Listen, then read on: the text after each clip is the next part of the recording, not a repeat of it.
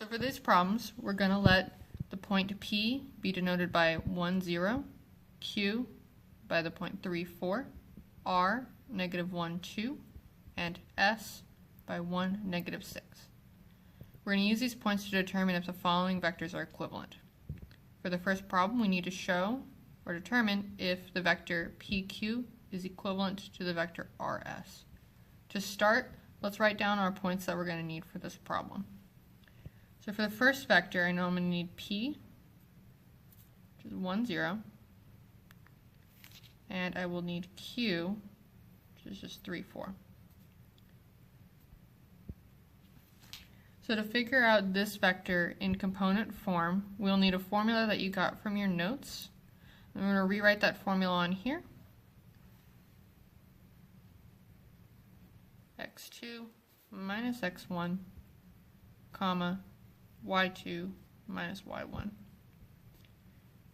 We use a method called head-to-tail method,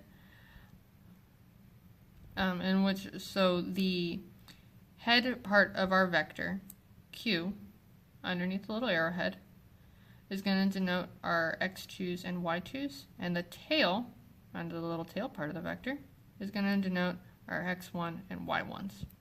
I'm just going to label these over here, just so I know which are which. So P's were the sub 1's, and the Q's were the sub 2's. Now we'll just start to plug some things into this formula to get it into its component form. Starting with x2 minus x1,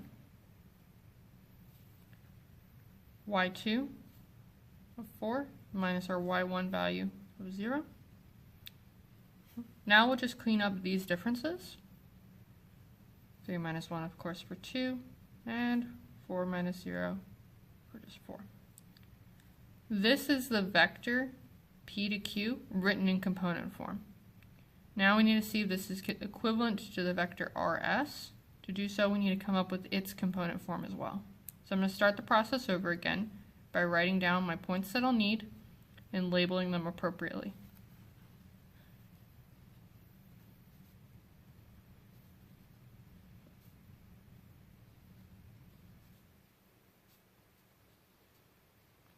There's my points. Again, with head-to-tail method, my R's in this case, being underneath the tail of the vector, are going to be my sub 1's. And S underneath the head of the vector are going to be my sub 2's. And I have little subscript 2's. And we'll start to plug things in again into this formula. So x2 minus x1, so minus a negative 1, comma, y2 minus y1. And I'll just want to clean up these differences again.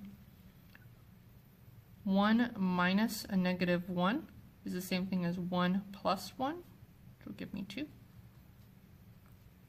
Negative 6 minus 2, or negative 8. This is the vector RS in component form. Now, checking to see if these two vectors, PQ and RS, if they're equivalent to each other, they must be identical. So while the horizontal components match, the vertical components do not match, meaning that these things are not equivalent vectors. They must be identical in all ways. So, to show this, we can go back up to the original problem, and we'll put a little slash through that equivalent sign, saying that the vector PQ is not equivalent to the vector RS. And we're done with the problem.